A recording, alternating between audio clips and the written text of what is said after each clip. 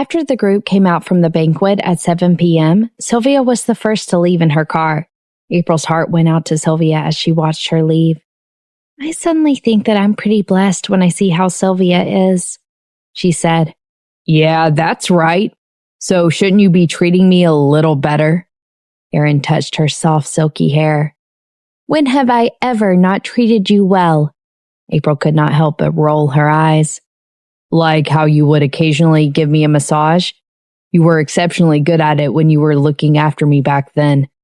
Your technique with little Erin. April looked at him coldly. Baby. Erin wrapped his arms around her waist.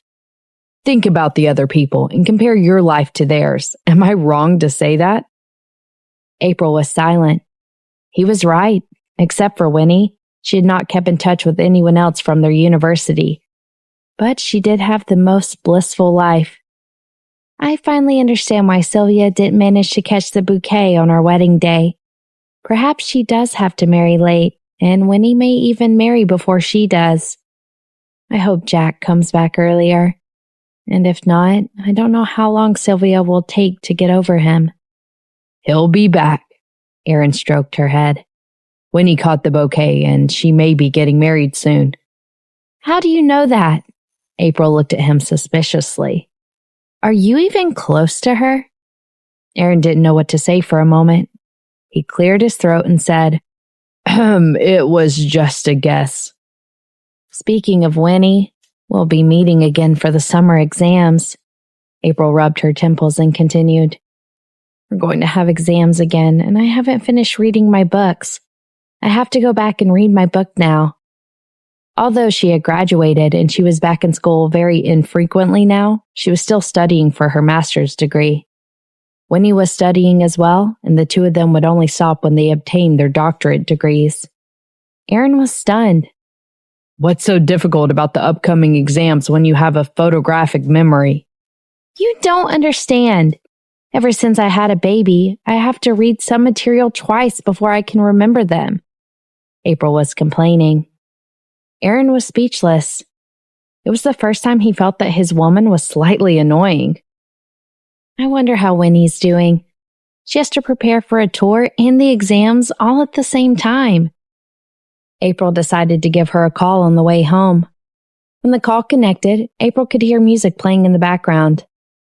Winnie, what are you doing? How are exam preparations coming along? I still have an essay I haven't written, Winnie said with frustration.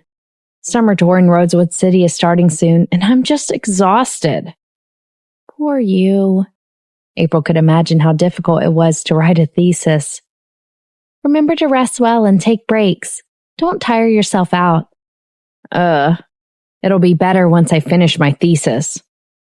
Winnie still had to rehearse her choreography, so they did not chat for long.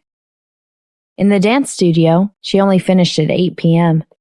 After she got in the car, she quickly tried to study a little bit while eating her dinner. Impressed and in awe of her determination, Bob snapped a photo of her and posted a motivational quote on social media. Soon, her post went viral. Gone with the Wind said, "My goddess is so perfect." And she's still trying to improve herself in school. She's remarkable, and we must all work hard like her. Winnie is my gal. Why are you eating so late? Come on. Bob remarked, You have so many fans now, but how can you still make it to the top 10 comments every time you update your status? He's seriously obsessed with you. Winnie smiled and looked at the screen. Although Jeffrey did not admit to it, they both knew that this account belonged to him. Bob, will you stop distracting me? I need to finish revising this, and you always make it difficult to concentrate. Bob sighed. If I want to be honest, you've already gotten your bachelor's degree. For someone in the entertainment industry, you already have great credentials. Are you sure you want to obtain a master's or a doctorate? It's so tiring. There are so many celebrities who get their degree through connections nowadays. That's different. I want to earn my degree myself and with my abilities. I'll only be confident of my achievements that way. Winnie shook her head. I'm learning music anyway, and the things that the professors teach are very helpful. I've applied some of what I've learned. Aren't my new songs nice?" Bob was at a loss for words, unable to rebuke her. After about 20 minutes, the car drove into a small neighborhood, and Winnie dived back into studying after taking a shower. After a while, just when her eyes were about to close from exhaustion, someone abruptly lifted her body. Before she could react, she was already on top of the study desk. Soon she could only hear ragged breathing and the sound of urgent kisses. Winnie became wide awake. She tried to push him away, but she did not succeed. The man's kisses were urgent and passionate. He kissed her till her lips were sore and hot before he started kissing her nose, her eyes, her brows, and then back to her lips. In their brief exchange, her blood was gushing through her system with excitement, and the room was getting warm and sticky. In the blur of things, she could hear a clear voice. She opened her eyes and forcefully covered his hungry lips. The two of them locked eyes, and she asked, "Weren't you out of the city filming something?" "I just finished. I'm back," Jeffrey said with a hoarse voice. "I missed you so much." The young man's hormones were overwhelming, causing Winnie to blush. I'm still reading my books." "Read them later. I'm going crazy thinking about you." Jeffrey kissed her lips violently with purpose and need. "Wait, the windows are open." Jeffrey slammed the light switch and turned off the lights. Only the warm glow of the moon streamed into the room.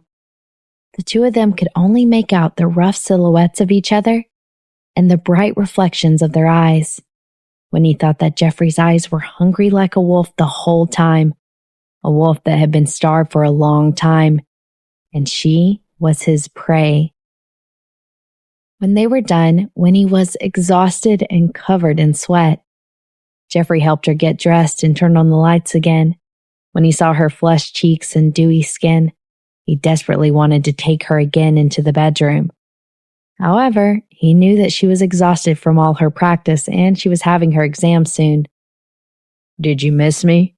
he asked while pressing against her lips. "Yeah, I did. But now I want to read my textbooks." When he pushed him away gently and she turned to grab her textbook. However, she was embarrassed when she saw the book. "Jeffrey, my book is all covered in water." It's not mine," Jeffrey chuckled softly. Winnie was speechless. He was truly shameless.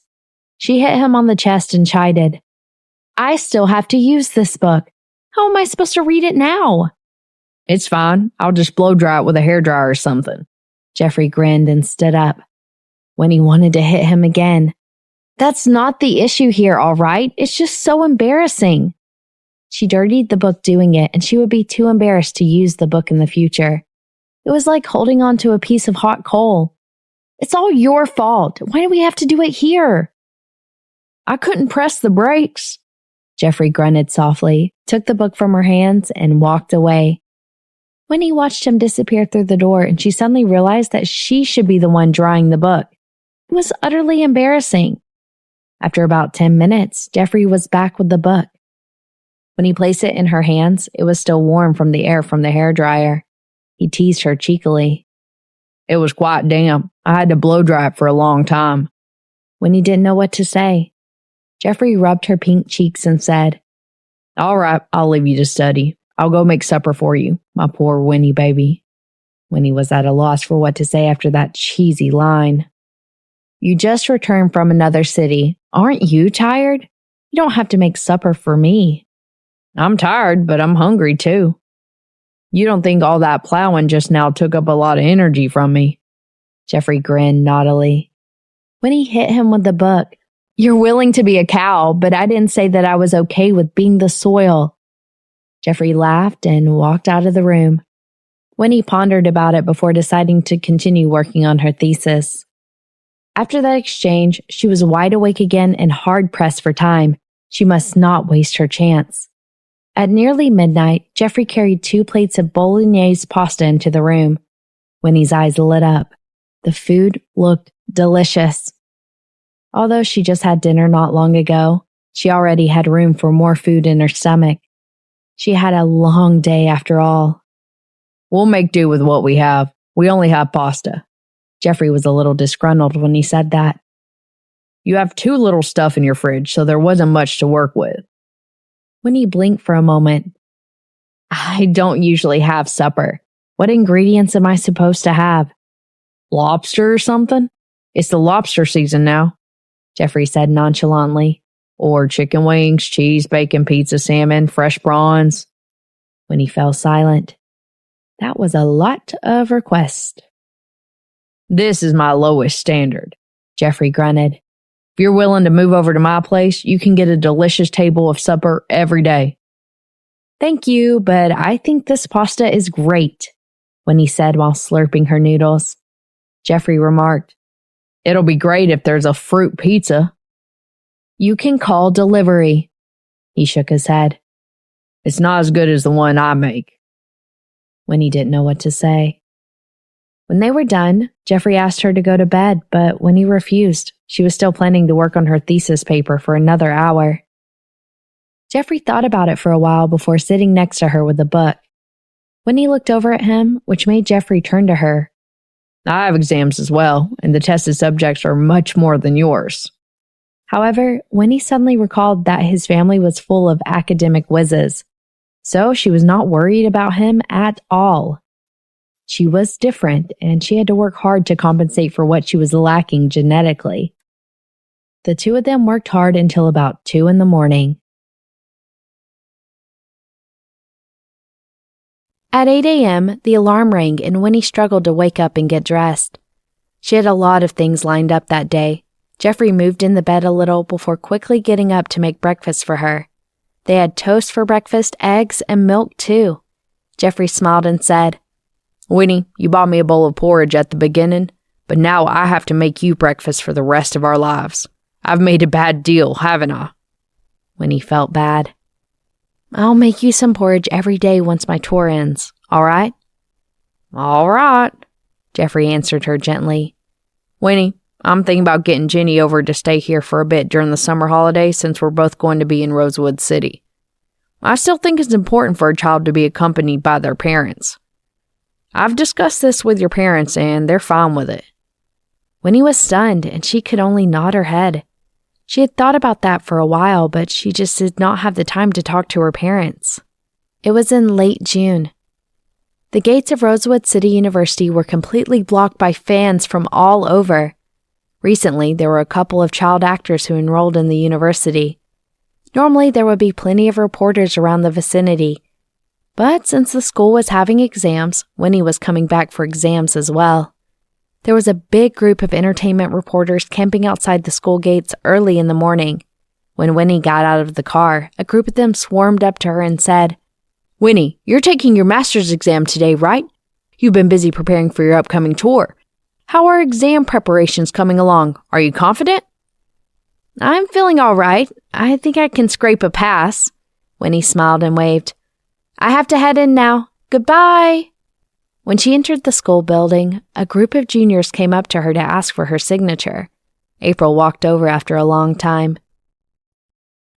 Winnie, can you take a photo with me? Winnie smiled and hugged her. Wow, look at your dark eye circles. You've been working hard recently, haven't you? April remarked after taking a proper look at Winnie. I'm all right. I've just had to spend a lot of time on my thesis paper, Winnie said. April grabbed her hands and walked to the main building. We haven't seen each other in so long. Let's grab lunch together later. Winnie nodded her head in agreement. At around 11:40 a.m., Winnie was still racking her brains to answer the last question, but April was already standing in the corridor in a relaxed manner. She sighed. She had always admired April for her intelligence. She had a photographic memory, but she could only be envious of her special ability. In the end, she was not able to finish the last question, and she walked out only when the bell rang. April, how did you finish the paper so quickly? It was just regurgitation and memory work. It's quite manageable for me. April smiled. I thought that it was going to be very difficult, but when I did the practice questions, I realized that it was quite easy. Winnie fell silent. She felt like she should not have even asked her that question. Served herself right. Of course, I think the music department has harder questions, April quickly added when she saw that Winnie had gone silent. April, I feel like you're beginning to resemble Mr. Bennett more and more, Winnie said casually. Really? I guess so. April rubbed her nose with embarrassment. Oh, right. What do you want to have? Shall we go to the grilled fish stall like we used to? Before she could finish, Winnie's phone rang, and it was Pearl. She said over the phone, Are you done with your exams? We're waiting outside your school gate. Winnie was shocked. Why are you? Jeffrey wanted Ginny to come over to play, so I decided to send her over myself. Joshua said that he wanted to stay and watch your concert as well, and I thought that we would all come over together. We haven't seen your new place yet. Oh, right. We were also thinking about meeting Jeffrey's parents this time. It's been about half a year, and it's about time since you two are engaged now. Jeffrey said that he'll arrange everything once your tour ends. Winnie was completely taken aback, overwhelmed by all the new information. She wondered why she had no clue about whatever she had just said. Jeffrey did not update her either. How did you come to my school? Did someone give you a ride? She was asking if Jeffrey had given them a ride. Nope, I haven't told him yet, Pearl answered. He's having exams too in a couple of days, right? I didn't want to disturb him. Come on out. I'm reaching your school soon. Winnie rubbed her temples. There were so many reporters and fans at the school gate. Was she going to give them a scoop on her mother, her brother, and her own daughter? Come in through the gates then. I'll let the security guard know. Winnie hung up after giving her mother more instructions. April was puzzled. Who's here? Does this mean you don't have time to have lunch with me? My mother and my brother. My daughter, too. Winnie added the last part in her head. Oh. April nodded her head. You have a brother? Let's eat together then. We've been friends for so long, and I've never met your family before. Winnie hesitated a little before nodding her head.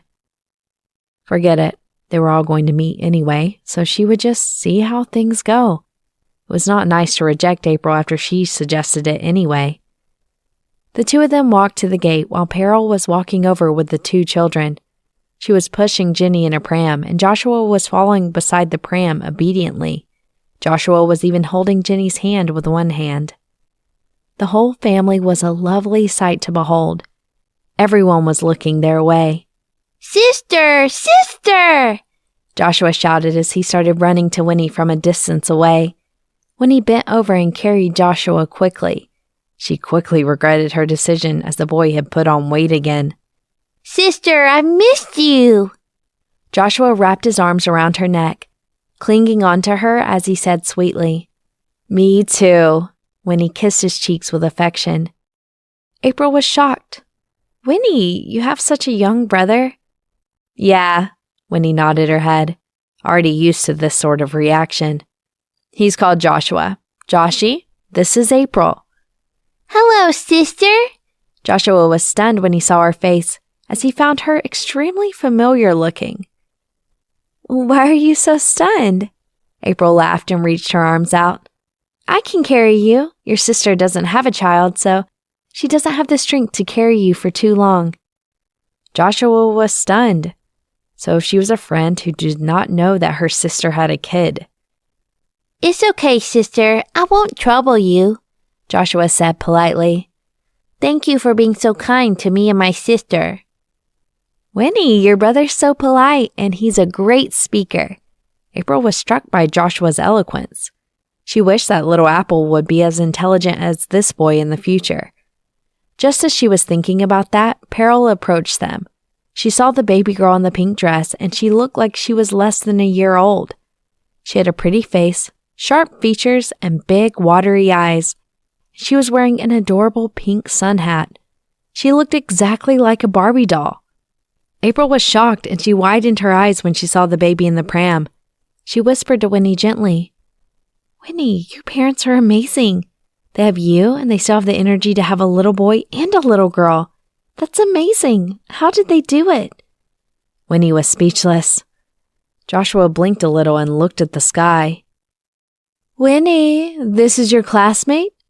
Peril was sharp. From a distance away, she already found April familiar, and she was staring hard at this young and pretty girl. After a while, she realized that she had an uncanny resemblance to Jeffrey. She pieced it together instantly. This must be Jeffrey's sister, Winnie's good friend. Hello, Auntie. I'm Winnie's good friend, April. April smiled and stroked Jenny's face. She's adorable, so pink and chubby. Can I carry her for a while? Ever since she had a baby, she had lost all defenses against other babies. Jenny did not speak. She simply reached her little hand out towards Winnie while making incoherent sounds with her mouth, and no one knew what she was trying to say. April knew she wanted Winnie to carry her, but she could not restrain herself from carrying Jenny out anyway. Let me carry you, baby. Then I'll hand you over to your older sister, April announced. Older sister? Peril raised her eyebrows. April was baffled. Was she not the older sister? Was the girl perhaps a daughter of a relative instead? April, where's your car? Let's leave first, Winnie suggested when she saw the crowd surrounding them grow. All right. April was driving the white Bentley that Aaron had given to her as a present on their first wedding anniversary. Aaron had originally intended to give her a limited edition Lamborghini sports car in bright red, which was rumored to cost $10 million. However, April found the car too flashy and refused to accept it. Later, Aaron had no choice but to forget the Lamborghini in favor of the white Bentley. According to him, despite its unassuming exterior, this model was a special import, and there was only 3 such cars in the whole country. Thus, he had gotten it. Back then, April had been convinced that his understanding of the word unassuming was wrong. But since it was the thought that mattered most, she accepted the gift from her husband. After getting into the car, Joshua began crawling around the red leather seats. Wow, April, your car looks so exotic. It looks so much better than that antique that my parents drive. There's even a child's car seat here. April, do you have a child? If you continue moving about, I'll throw you out of the car, Peril warned. Joshua pouted, but he complied. It's fine. My son likes crawling around inside my car too, April said with a smile. My son's over a year old. Both of you can play together in the future. That's a great idea, especially since I'll be staying in Rosewood City till the end of the summer vacation, Joshua said as he did a little happy dance.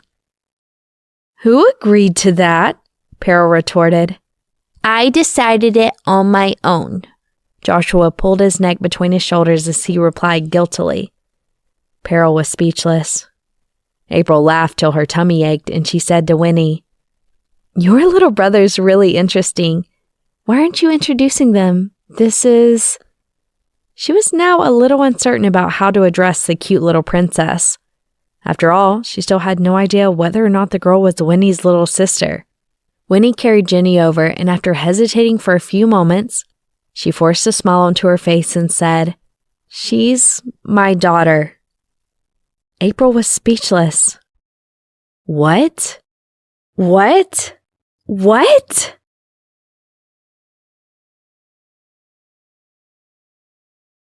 April was unable to react for a while, and after 10 seconds of silence, she stopped the car by the side of the road and said solemnly, That's a good one, Winnie.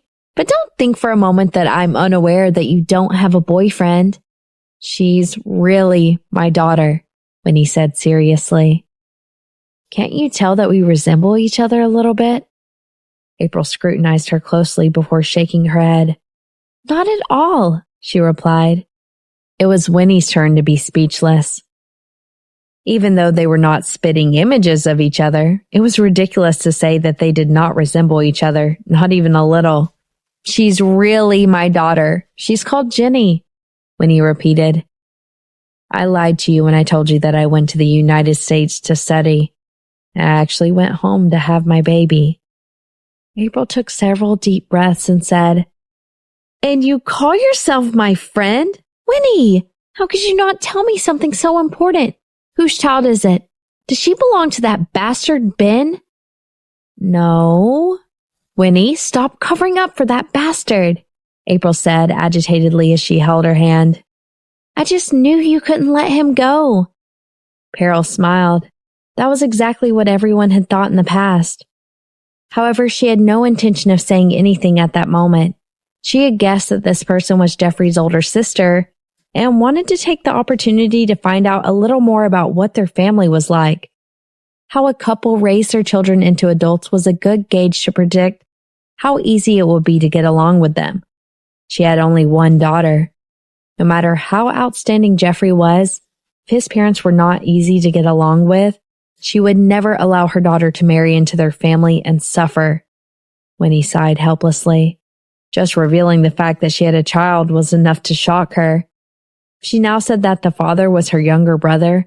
There was no way April was going to be able to drive properly. It really isn't him. "Regarding my child, can you let me finish the concert before telling you all about it?" "I'll let you meet the child's father then, too." "The child's father?" April's eyes almost dropped out of their sockets. "Winnie, when did you even get yourself a boyfriend? How did I not know about it? Are we even friends? Better not tell me that you're already married now." "Well, that you don't have to worry about." Winnie was feeling slightly apologetic toward her. "Your child's already so big and you still haven't gotten around to getting a marriage certificate?" April grew increasingly worried the more she listened. "Just which bastard was it who got you pregnant before marriage? Auntie, have you met him before?" "I've met him before. I just haven't met his parents. I came this time so that the parents from both sides could meet each other," Peril said with a wide smile. "That's more like it," April nodded her head. "I am most disgusted by irresponsible men, but you have to be careful, Auntie. Winnie's too naive and gullible when it comes to relationships." However, she had a bad impression of Winnie's boyfriend. The child was already over a year old and they had not gotten married yet. If she had known about this from the start, she would have tried her best to stop it. There were too many scumbags on the streets these days. It was common for a man to get a woman pregnant and promise to marry her after she had born his child, only to keep delaying the marriage after that, and eventually end up with another woman altogether. She could not believe that Winnie had made such a basic mistake. Judging from Winnie's actions, however, she seemed to like the guy very much. As a result, she did not say much about him. However, she had already equated that man to Ben deep down in her heart. After all, Ben was the most objectionable man Winnie had ever dated. She genuinely disliked Ben. Just the look on his face was enough to make her mad. However, for Winnie's sake, she had to keep her opinions to herself. "Don't worry, I'll be very careful." Peril glanced at Winnie with a humorless smile. Winnie felt ill at ease and quickly changed the topic. "April, what will we be eating? Don't go too far. Let's just eat somewhere nearby. We still have to sit for our exams later." "It's your mom's first time here. Of course we'll have to take her somewhere nice where the food's good," April said firmly. She considered the fact that Peril was not from the city and to cater to her taste buds. She chose a restaurant that specializes in traditional cuisine. The quality of the food at both restaurants was comparable. At the dining table, Peril was very satisfied with the food. After all, Rosewood City was known for its pungent and spicy foods. "April, you're so well-mannered and mature. Your parents must have brought you up very well." Halfway through the meal, Peril began her investigations. Winnie's fork quivered in her hand, while April ladled some soup into Jenny's bowl, unaware of what was going on. "Auntie, that's not true. I'm not as mature as you think I am. I just got a little better after getting married. I guess everyone has a transition period." "Fair enough." Peril was not too satisfied with this answer. This was not what she wanted to hear. "But I'm sure your parents must have had something to do with it. Winnie told me that your results since middle school were always very good. Even in university, you were still at the top of your class. I, on the other hand, was a failure. I wanted Winnie to take over our family business, but she ran off instead. Mom, why are you rehashing these random stories again? Winnie rubbed her eyebrows. Will you please just concentrate on your meal? Peril rolled her eyes at her and beamed at April. It's because I rarely get to meet Winnie's friends. You're the first one I'm meeting after she finished high school. I understand, April nodded her head. Winnie is a really good person. She's one of my best friends. Back then, when my family fell on hard times and we were at our poorest, my father was unjustly imprisoned. No one wanted to be friends with me. Winnie was the only one who sided with me. I'll always remember that Winnie was with me through the hardest times in my life. I believe that a person doesn't need many friends. A sincere one is more than enough. Peril nodded her head. She approved very much of April. This was a girl with a strong sense of loyalty and was not a two-faced sort who would stab others in the back. Winnie said that if it wasn't for your husband who recommended her to the music company, she wouldn't be where she is today. It's because he saw how much Winnie helped me, April said with a laugh, slightly embarrassed. But at the end of the day, Winnie still has to rely on her own ability. A recommendation can only get you so far. Peril fed a mouthful of rice to Jenny and asked in a deliberately casual way, Are you the only child in your family? I have a younger brother. He's in the same school as us, but just a couple of years behind. He's in the directing department. Joshua, whose head had been buried in his food the entire time, suddenly realized something was amiss and looked up. Mom! Ouch! Before he could say another word, Peril stomped hard on his foot. What's wrong, Joshy? April asked in concern. Nothing. I was simply blinded by your beauty, Joshua said with a resentful grimace. For a while, the entire room fell silent. April was stunned for a moment before she burst out laughing. Winnie, your brother is cute and hilarious. How I wish I could take him home with me to stay for a few days. That way little Apple would have some company. Sure, April. Given how cute you look, I'm sure my nephew must be very cute too. I love my little nephew the most, Joshua blurted out. He had finally pieced the puzzle together. Since this lady was Jeffrey's biological older sister, would it be called heading deep into the lion's den if he went to their house? April was bemused. According to the generational hierarchy, little Apple would indeed have to address him as uncle. However, Winnie's little brother had really quick mental reflexes. He almost seemed like a prodigy. April nodded. Sure, just come with me after school. Joshy, can you bear to part with Jenny? Winnie could not sit still any longer, and she nudged him with a forced smile. What a nuisance her mother and brother were being. Jenny seemed to understand something too. She grabbed Joshua's arm tightly and refused to let go. Unfortunately, no one could understand what she meant when she went, goo goo gaga. Well, why don't Jenny come along too? April asked. Jenny is my goddaughter after all. Goddaughter? Peril repeated in surprise. Yeah, Winnie is little Apple's godmother. Naturally, I have to be Jenny's godmother, April explained matter-of-factly. Wasn't this what we agreed on when I gave birth? That is indeed the case, Winnie nodded. But Jenny can't go. She's still too young. If she goes to an unfamiliar house, she'll start crying at night. April pondered about it and agreed with her. However, it was not appropriate for her to invite Winnie's mother over, and she knew Peril would not agree to it either. I guess I'll just go on my own. Joshua swung his short legs as he remarked, I'll come home after one night there. Although playing with Jenny every day is fun, I do want to play with my little nephew too. Jenny puckered her lips, about to cry. Joshua kissed her face immediately and said, Be a good girl, Jenny. Uncle will be back tomorrow to keep you company again, and he will bring you lots of good food. Jenny smacked her little lips noisily, and everyone around her laughed. Suddenly shy, she turned and buried her head inside Winnie's embrace with a silly smile. She was so undeniably cute. Winnie looked up and sighed. She had to hand it to her mother and brother. The meal was enjoyable. When they were done eating, April drove everyone back to Winnie's place before she and Winnie headed to school to sit for their examinations.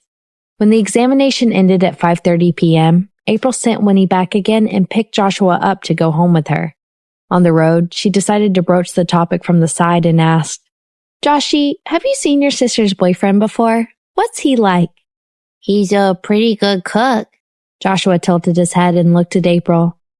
Deep down, he thought to himself that Jeffrey's older sister did not seem too smart, and it was fortunate that she looked pretty. Young boys like him were partial to pretty girls. "He's not too bad looking. As for everything else, I'm still monitoring him." "Does he treat your sister well?" April got straight to the point. "He's okay, for now." Joshua shrugged his shoulders helplessly. "April, even if you ask me more, I won't know. I'm just a kid who's still in kindergarten." Fair enough. Deep down, April thought to herself that this little kid's IQ had far surpassed that of a normal kindergarten student. "What do you like to eat, Joshy? I'll prepare it for you tonight." "April, do you cook too? That's awesome!" Joshua's eyes began to sparkle. "I'd like to have chicken wings, pizza, and lobster, among others." "No problem. I know how to cook them all. Coincidentally, I feel like eating lobster too." April quickly gave the steward a call and instructed him to head to the farmer's market to buy some lobster. "April, you're the best!" Joshua climbed up and gave her a huge kiss. April's heart melted into a puddle on the spot. When they reached home, Little Apple held on to the dog and ran over awkwardly in his short pants. Although the little guy's limbs were fat and chubby, his facial features were on point and his skin was fair. However, when he saw Joshua emerge from the front of the seat of his mother's car, he froze. "Come here, Little Apple. Let me introduce you to someone. This is Uncle Joshua," April announced. "Hi, how are you?" Joshua shook his little hand. Little Apple blinked his eyes and said in his childish voice, "Widow Blubber." "No, I'm your uncle." Joshua shook his head and said. Little Apple shook his head too and insisted, "Father!" Joshua was speechless. Could this little guy even be reasoned with? April felt apologetic. "I'm sorry, that's just the way Little Apple is. Every other child he sees is either a little brother or a little sister." Joshua fell completely silent. He simply could not understand how a gentle and cute lady like April could give birth to a son who had no qualms about taking advantage of others. "Forget it, sister. I'll let him have his way," Joshua said politely. "You're very thoughtful," April said as she stroked his head. Little Apple pouted his lips immediately and leaned his head over for her to stroke. Her son would get jealous easily, and April had no choice but to pat him on his head too. "Little Apple, could you take Joshy out to play? You can fix a puzzle together or play hide and seek," she said. Little Apple nodded his head. They were both boys after all, and he hardly had the chance to interact with other children. He held Joshua by his hand and brought him out to the backyard to show him the puppies. April was afraid that the two children would grab at the puppies indiscriminately and hurried forward to keep an eye on them. Joshua turned around and said to her, "Don't worry, sister. I'll watch Little Apple and make sure he doesn't touch the dogs." April was very pleased. What a well-behaved and thoughtful child this was. It was a pity that he was someone else's. On the other hand, her Little Apple was as mischievous as one could be. "All right, Joshy, please take care of Little Apple. I'll get us some fruit." After slicing the fruit, April saw Joshua holding Little Apple's hand and bringing him back. The relationship between the both of them had suddenly made rapid progress. Little Apple dragged Joshua to his room, and the two boys played with robots, tanks, and puzzles together. The voices of the children drifted over from the room from time to time. The maid said with a smile as she chopped the vegetables, "Although the boy is young, he is very mature." He gives in to Little Apple despite Little Apple being so demanding. "Yeah. When will the steward be coming back? I'd like to prepare more lobster so that Joshy can eat them to his heart's content." At 6 p.m., Aaron came home from work. When he saw Joshua in the nursery, he was stunned for a moment. "Hello, brother." Joshua got up quickly to greet him when he saw the large figure standing by the door. Brother? Aaron looked at the little boy, who was not much taller than his son, and his lips twitched. Although I look very young in terms of age, it'll be more appropriate for you to call me Uncle instead. Joshua blinked his eyes and nodded his head. Okay, Uncle. Since Little Apple had no qualms about taking advantage of him, he was going to get his advantage back from Little Apple's father. Good kid, Aaron said approvingly. He rarely came across such a well-behaved child, unlike his son, whom he often felt like kicking into the Pacific Ocean. Papa, my little brother. When Little Apple saw his father, he lumbed over eagerly to introduce his new friend. Aaron was speechless. Aaron, you're back. April came over wearing an apron. Joshy, Little Apple, are you done with your puzzle? We still have more to go, Joshua said with a smile that revealed his teeth. Sis, your apron's very pretty. Thank you. April stroked his head. Aaron turned around to look at her and remarked mockingly, You're okay with a little kid calling you sister despite your age? Joshua said immediately, Sis, this uncle here told me to call him Uncle. Sure, just continue calling him Uncle. He likes it anyway, April nodded with a smirk. Actually, he's my uncle too. April? Aaron pulled her into his embrace and said through gritted teeth, Would you marry your uncle? April lowered her head to hide her laughter, revealing her elegant white neck. Aaron restrained himself in front of the two children and asked, Whose kid is this? He's from Winnie's family, April replied. Aaron's eyes widened. Winnie gave birth to a boy? Didn't she say she had given birth to a girl? No, this is Winnie's little brother. When April heard him, she suddenly realized something was wrong. She glanced over at him perceptively and remarked, Wait a minute. Did you already know that Winnie had given birth to a child? A normal person's shocked reaction would not have been to ask if she had given birth to a boy. Did she? Winnie gave birth to a child? Aaron deliberately feigned ignorance. He surmised that April was still unaware that the child was Jeffrey's. Otherwise, she would have already called to tell him. Yeah, she gave birth to a girl. She's quite pretty, but I don't know who the father is, April said. But I'm happy that Winnie was able to find some happiness of her own. Enough talking. Watch over them for a while. I'm going to cook the lobster. Lobster? Aaron frowned deeply. How many times do you need me to tell you how many parasites those creatures have? Yes, there are plenty of parasites in them indeed. So you better not have any later. April quickly interrupted him and turned around to leave. Aaron's mouth was still agape. He had not even finished whatever he wanted to say. Uncle, I was the one who asked to eat lobsters. Don't be angry with Sister April. Joshua tugged at his pants and explained in a small voice. Aaron rubbed his brows gently. I wasn't aware of your identity before, but thinking about it now, it'll indeed be more appropriate for you to address me as brother. I'm Sister April's husband, after all. Joshua widened his eyes in a deliberate display of confusion and bafflement. But you just said that in terms of age, it'll be more appropriate for me to call you Uncle. I'm so confused now. Aaron crouched down and was about to explain himself further when Little Apple suddenly came over. He held Joshua's hand domineeringly and said in his kitty voice, Call Uncle. You, my little brother.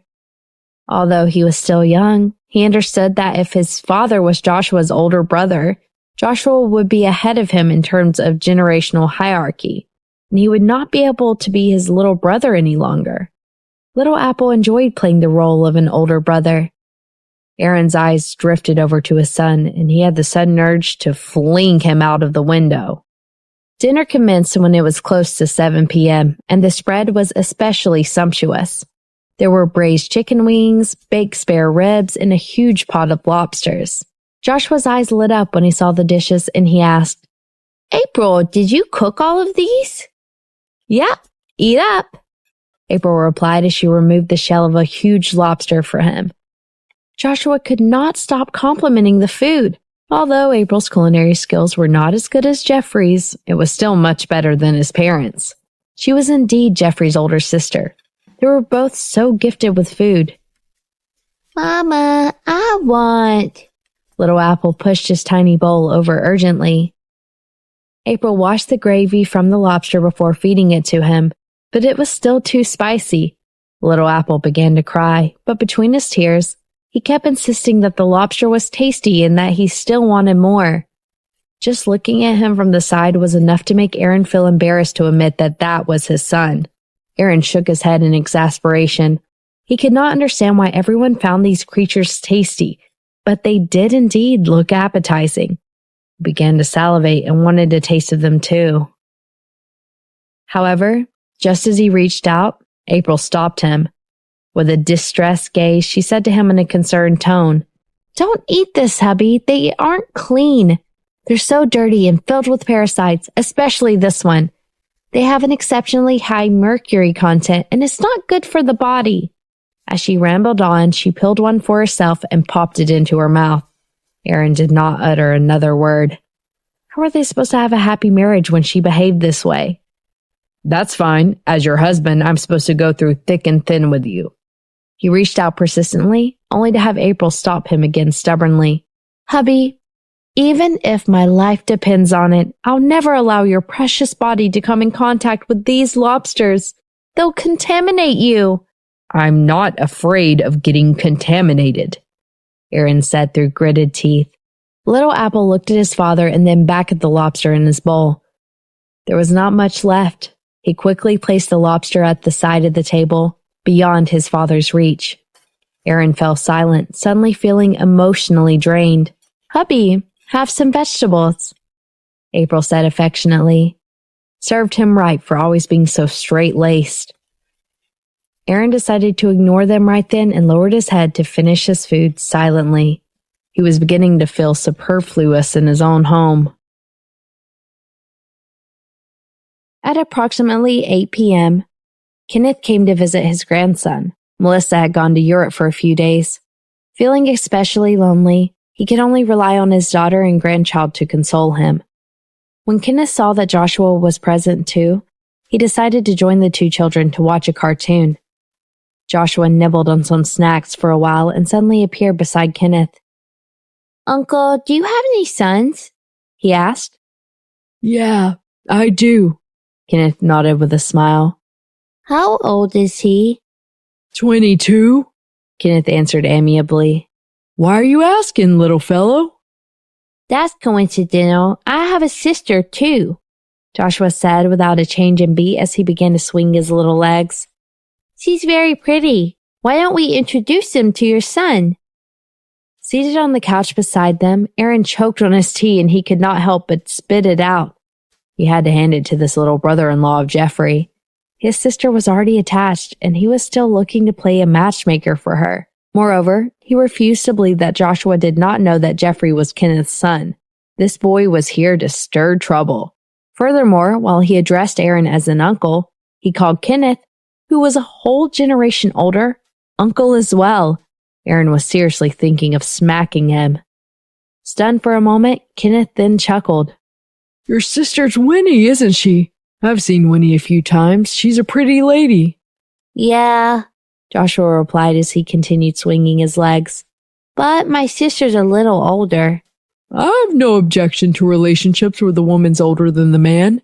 Furthermore, the age difference isn't significant either." Kenneth nodded with a laugh. "However, I'm afraid your sister won't be okay with it. To be honest, I think Winnie can do a lot better. My son's character is too cold.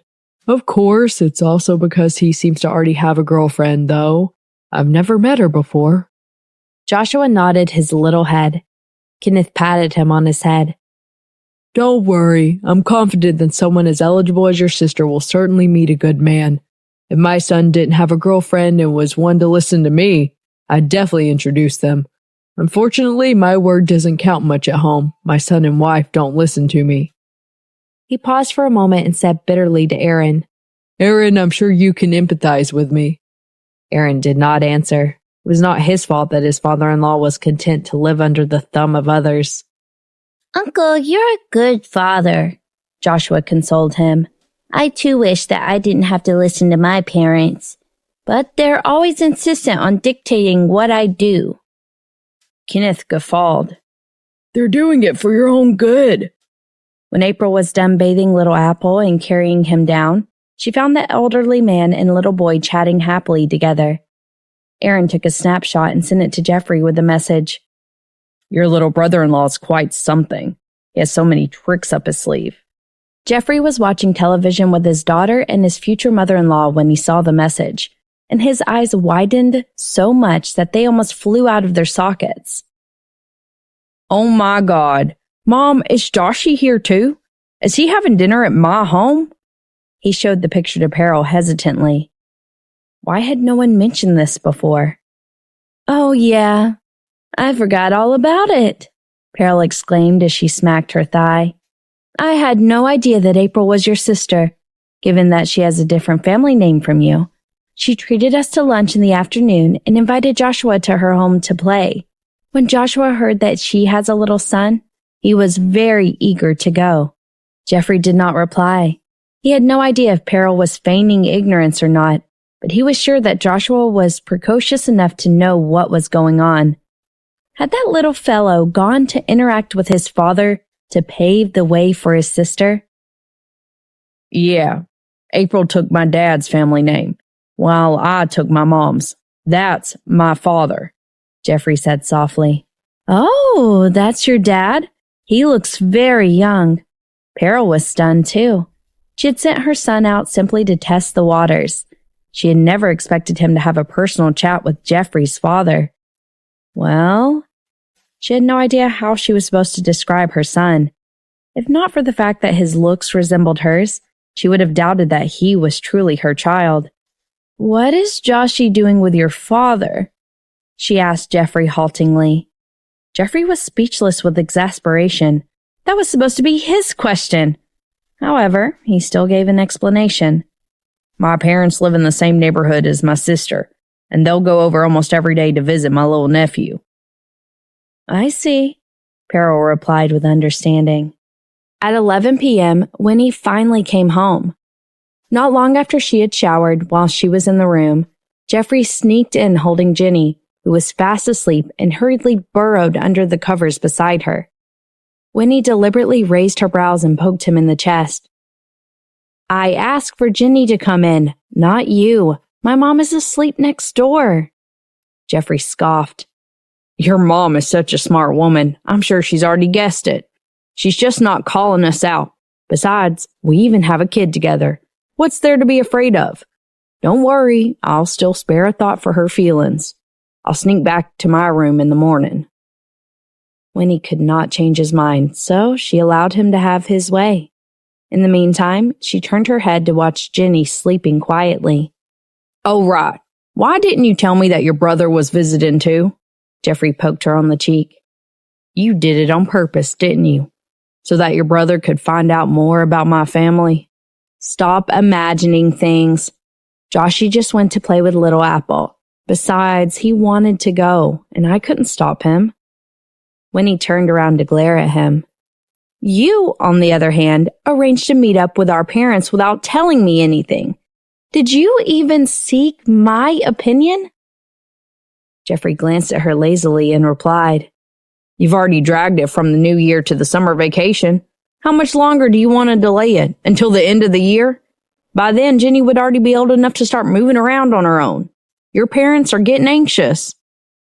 Winnie had nothing to say to that. He was right. Jeffrey snorted with righteous indignation.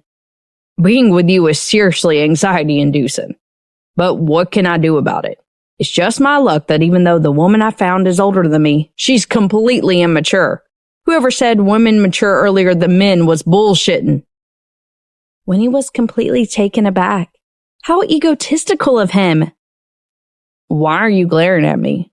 Are you unhappy with what I said? Why don't we let your mother be the judge tomorrow? Jeffrey said. Winnie naturally didn't want her mother to judge anything. She knew she would be in for a huge reprimand. After meeting in the summer, we'll get married at the end of the year. That settles it. Jeffrey released her and turned around to open the drawer. "Why's it gone?" he asked.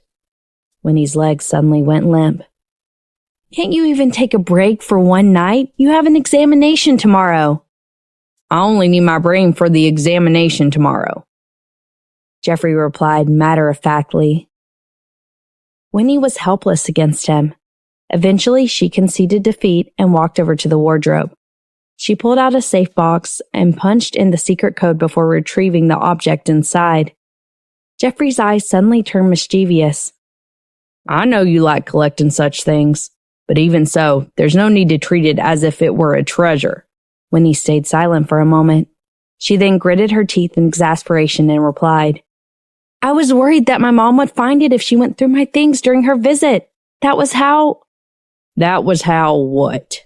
Jeffrey narrowed his black eyes at her. "Nothing." Winnie closed the safe box and climbed back into bed. Jeffrey pulled her over immediately and bit her lip in punishment as he said to her, "Did you think I wouldn't know that it was because your mom flipped through your diary that she found out about what happened between you and Ben?" Melancholy overcame Winnie at the realization that her mother had revealed everything to Jeffrey. Jealousy began to brew inside the man, and it took Winnie a long time to finally cajole him and pacify him. In the room next door, Carol received a voice report from her son before she went to bed. This was roughly what the voice report said. "Sister April, Jeffrey's older sister, is a good person, is a very good cook, and has an especially big appetite. Little Apple, Jeffrey's little nephew, is very mischievous and likes to boss others around. Uncle Bennett, Sister April's husband, is very handsome but seems a little slow in the head, is especially scared of his wife and likes keeping up appearances. But he has no say in the household. Oh, right. He was the one who told me to address him as Uncle. Old Uncle, a friendly and easygoing older man, smiles at everyone and probably has even less say in the household. I heard that his wife and son don't really heed his words. Poor thing." Carol was speechless. It was a pity her son was not a detective. Judging from the situation, however, there seemed to be a pattern in Jeffrey's family. The men did not have much say. That worked out just fine for her. The next day, the moment Peril stepped out of the door, she saw her daughter limping as she chased after Jenny to wipe her face. "What's wrong with your legs?" Peril asked. Winnie's expression froze for a few seconds before she lowered her head shamefacedly and replied, "They're aching from dance practice. I've recently been learning a new ribbon dance." "Ribbon dance is done with your hands. What has it got to do with your legs?" Peril was at a loss for words. Her daughter could not even come up with a more credible lie. Did her daughter seriously think she was deaf with age, and she could not hear someone sneaking into her room and closing the door the night before? She had been young once, too. She just had never been called out on her antics. Winnie was undeniably embarrassed, but she had no choice but to continue in her lie. "The ribbon dance is not what you think it is. It's pretty complicated, and it requires movement from the whole body. Oh, right. Did Joshy contact you in the morning? I'll get Bob to pick him up later on. He said that April's taking him and little Apple to the amusement park. She even asked me to bring Jenny along. I knew you wouldn't be free and felt that it wasn't appropriate to let her take care of 2 children on her own, so I agreed to go," Peril said with a smile. "It just so happens that you won't be free and Jeffrey has to sit for his examination." Winnie fell completely silent and rubbed her forehead with her hand. She was about to go crazy. "Mom, how could you just—" "Isn't April your good friend? And also Jenny's godmother? If we're going to bring up blood ties, that's her biological niece as well.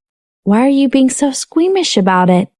She's going to find out about it sooner or later," Peril reasoned. "Don't worry about me. Just concentrate on whatever it is you need to do." Winnie had no idea what else to say. Jeffrey, on the other hand, came over to console her calmly. "Mom's right. In any case, my sister will find out soon. Go ahead and have your breakfast. I'll feed Jenny her breakfast."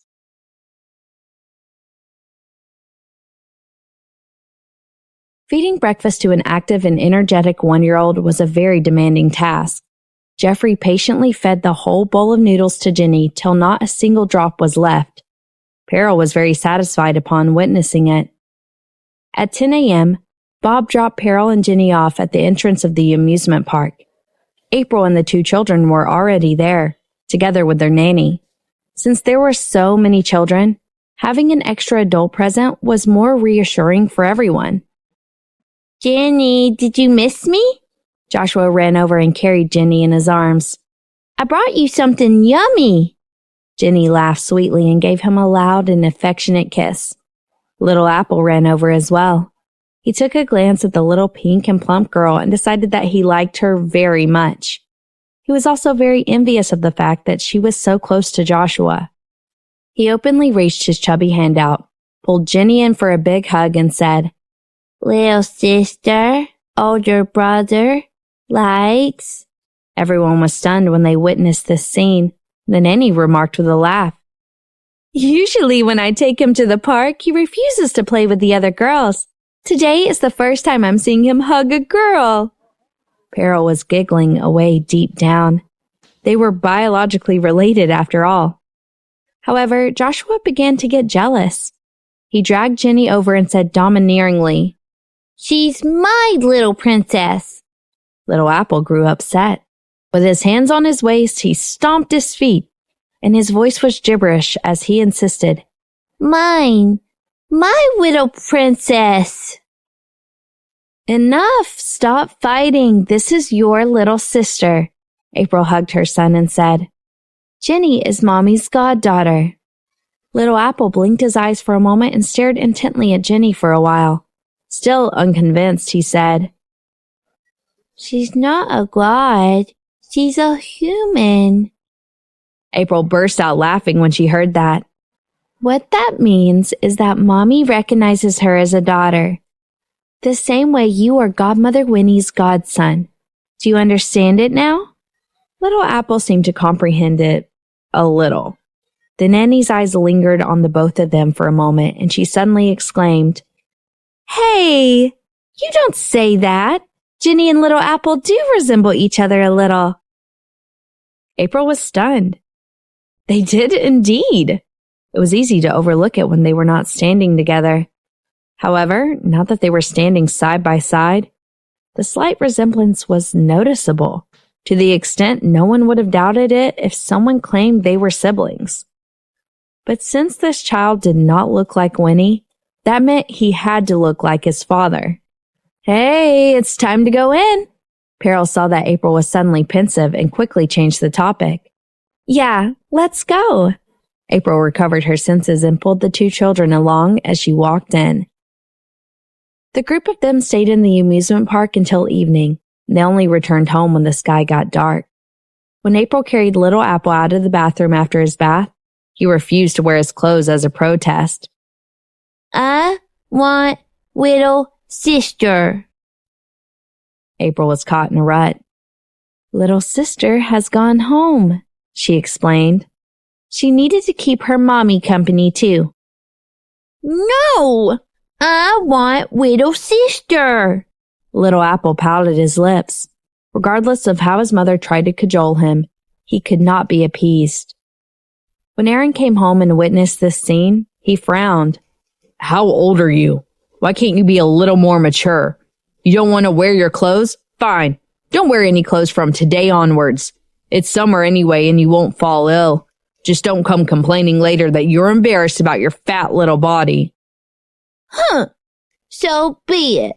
Little Apple held his head high. He knew he had a cute form, was tall for his age, and was better looking than everyone else.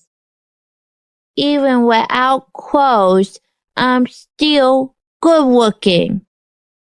How on earth had he ended up with such a shameless son? "Enough! Just shut up!" April rolled her eyes at him discourteously. Could he not tell that his son took after him? It was bad enough that he was doing nothing to help this situation, but here he was, making it worse.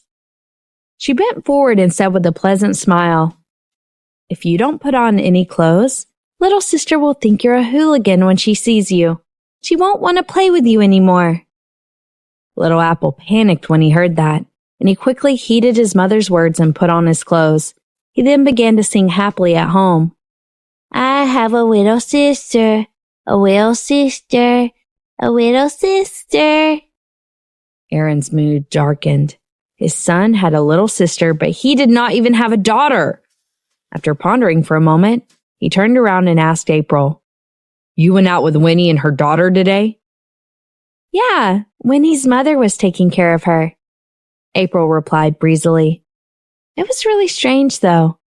I didn't expect Little Apple to like Jenny so much. He kept holding her hand, and he'd give her the first bite of whatever snack I bought for him. Whenever any other kid came close, he refused to budge." Aaron hummed knowingly. That was probably why people said blood was thicker than water. April continued, "Has Little Apple perhaps met his destined other half?"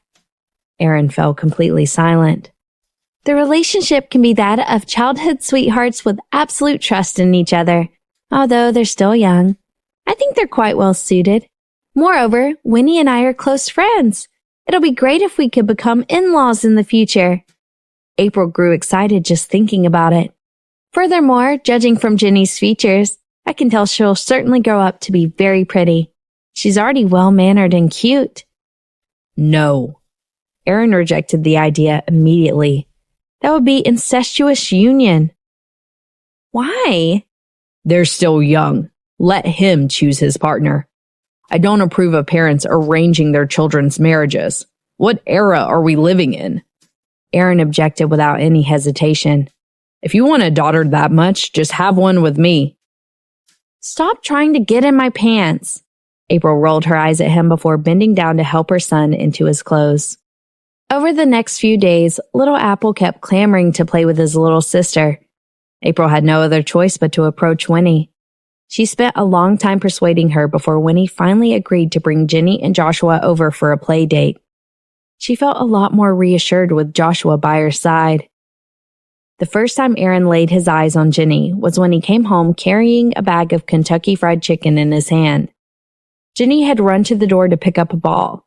When she saw him, confusion clouded her fair little face, and a look of timidity flashed across her eyes that resembled April's.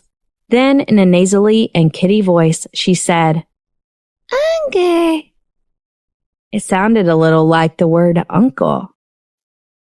Aaron looked at Jenny for a while before crouching down to pick her up. "Good girl, call me Daddy." Jenny's eyes widened. April was walking over and her footsteps slowed. She could keenly sense that her husband wanted a daughter very much.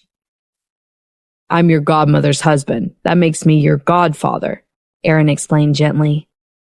Bewilderment colored her features. It did not make sense to her. She already had a father. "Enough! Stop scaring the kid," April admonished as she took Jenny from her arms. "She can't even speak properly yet. How is she supposed to call you? Where's the KFC family bucket I asked you to get?" "It's here," Aaron replied as he reluctantly held out the bag of Kentucky Fried Chicken.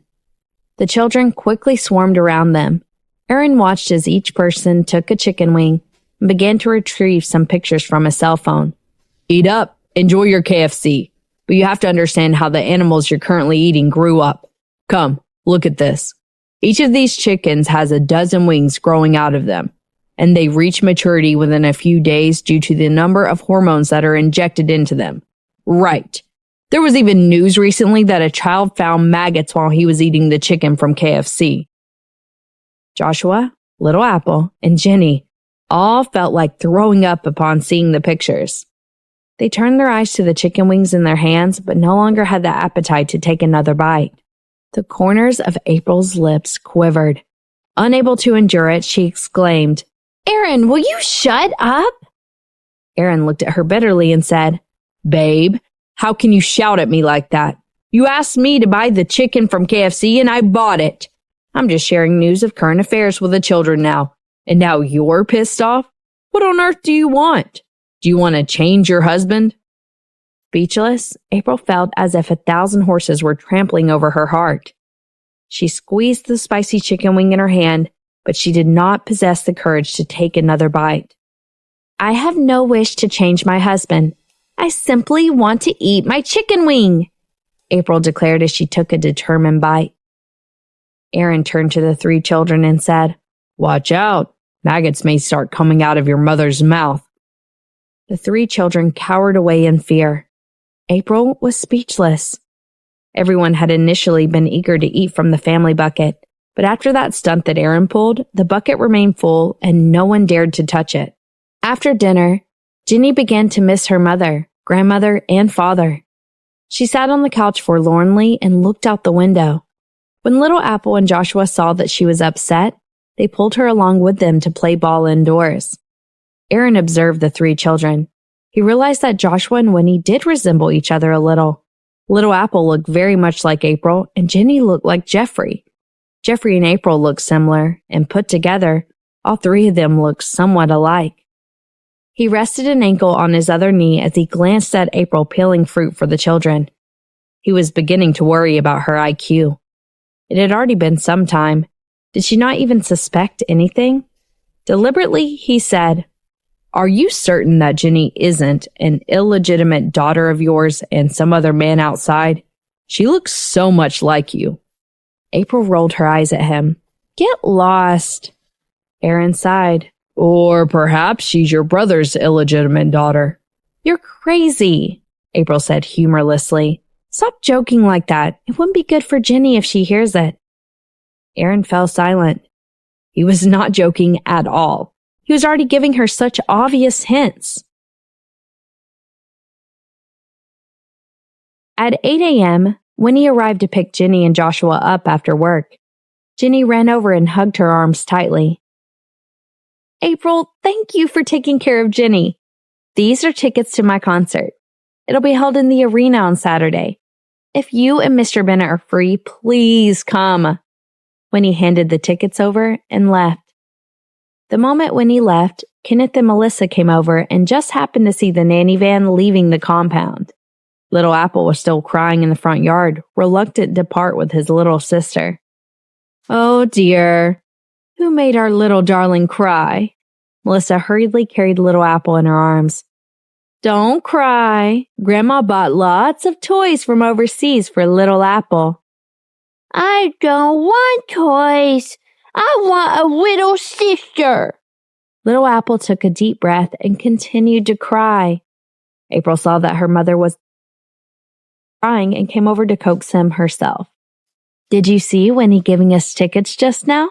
We'll go to a concert in a few days and you'll get to see your little sister soon."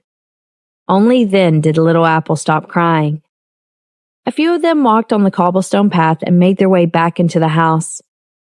"The concert you're referring to is Winnie's, isn't it?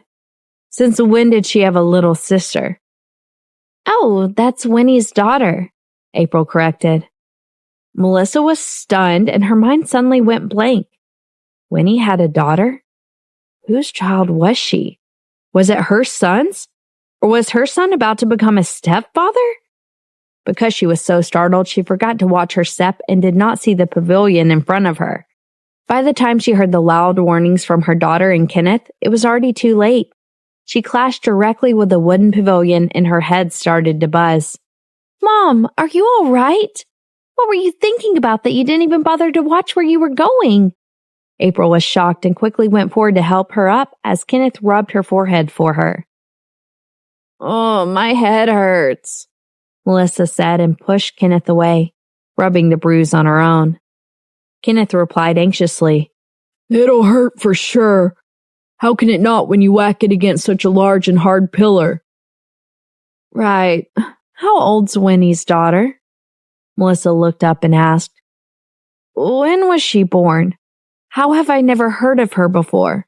"Yeah, I too only found out about her recently. She's a little more than a year old, I guess," April replied. Melissa recalled that a year ago, the two of them had never even met each other. Then again, however, her son had become a little strange since the beginning of the previous year. She could not tell if this little girl was related to them either. "Do you have pictures? I'd like to see who's better looking between her and Little Apple," Melissa remarked. "What's there to compare? Though I have to say that Jenny is very pretty indeed. April pulled out her cell phone. She had taken numerous photos of the 3 children over the past few days. Because Winnie was a public figure, she did not dare to post the photos on her social media account. I was just saying that since little Apple likes her so much, perhaps we can arrange a marriage for them. That's a good idea, Kenneth concurred as he leaned over to take a look. Wow. One look and I can tell that she'll grow up to be a great beauty. Right? The father and daughter were so busy interacting with each other that they did not notice that beside them, Melissa's eyes were almost bulging out of their sockets. The father and daughter were unaware of it, but she had brought Jeffrey up on her own. This child was a spitting image of him when he had been young, except that it was a girl. That rascal had had a daughter behind everyone's backs, until now had yet to introduce her to the family. Melissa was excited and furious at the same time. If Jeffrey had been in front of her right there and then, she would have strangled him. Mom, what's wrong? After chatting with her father for a while, April asked in bewilderment, finally realizing that her mother was lost in her thoughts. April, I suddenly recalled that there's something very important that I haven't done. I'll have to leave first. I'll come back to visit you tomorrow. With that, Melissa turned around and left out the door. Hey, where are you off to? I'll give you a lift. Kenneth hobbled after her. That's not necessary. Keep our daughter company. Melissa ran off even faster than a rabbit could. Perturbed, Kenneth turned around to complain to his daughter. You should say something to your mother. How can she go out this late without her husband? It looked like something urgent, Dad. Don't hold it against her. After replying to her father, April muttered to herself, But I've rarely seen Mom this flustered. I wonder what's so important. Standing at the side, Aaron pursed his lips in exasperation. It was because her mother had suddenly realized that she had another granddaughter, and she was in a hurry to ascertain the fact. Only this father and daughter were left in the dark about the situation. Everyone else knew about it and had tactfully kept it from them, perhaps out of exasperation that they had not managed to figure it out for themselves yet. While driving, Melissa gave Jeffrey a call. Where are you now? I'm on my way to your apartment. I just had dinner with my schoolmates. I'm on my way back. Jeffrey paused for a moment. He was not intending to return to his apartment. Is there a problem? Can you tell me over the phone? I'm not home. If you're not going home, where are you going? To Winnie's place? Melissa was at the height of her fury and very agitated. Did you think your mother wouldn't find out about your illicit secret? Jeffrey was silent for a while before replying. Please don't make it sound so ugly. Our relationship was pretty complicated. What was so complicated about it? Wasn't it just a case of young people falling in love and one thinking that the other loves someone else, but realizing at the end that they both had been in love with each other all along? Melissa scoffed. Jeffrey could not answer. Now that she phrased it in such a way, that did seem to be the case. He was beginning to suspect that Melissa had installed a surveillance camera beside him. I've been there and done that, Melissa said. That's probably the case for every young lover out there, too. I saw you in pain. I just couldn't be bothered to say anything about it. Some things have to be experienced personally. After all, when it comes to love, you're still a novice. Jeffrey was particularly averse to hearing that his love was common like everyone else's. However, he had to admit that Melissa's words did sound reasonable. Also, do the two of you already have a child? Melissa gritted her teeth and continued. I saw pictures of Winnie's child from your sister. She looked very much like you when you were young. Yeah. Jeffrey did not intend to keep it a secret any longer. Melissa's hand trembled while holding the phone. Although she had already guessed it, hearing the words from her son was still a huge blow. She felt as if the sky had fallen on her. Previously, she thought it would be fortunate enough if someone was willing to accept her son. Now that there was even a granddaughter present, she was about to go crazy with happiness. You rascal! How could you keep something so important from me for so long? How could you leave your daughter without a proper home? Now I understand why your girlfriend wanted to break up with you. You deserved it. Jeffrey's face darkened. I just found out about it recently, too. In any case, it's a little hard to explain. Additionally, I have to be upfront with you. The child will take Winnie's family name. Also, from the time Winnie gave birth till now, it has been Winnie's parents who have been raising the child. So please don't argue about this. Jeffrey, what the hell are you saying? Melissa felt as if she had just been doused with a bucket of cold water. Am I not even allowed to acknowledge my granddaughter? You may, of course, but you can't force her to go back with you. You mustn't force her to change her family name, Jeffrey declared firmly.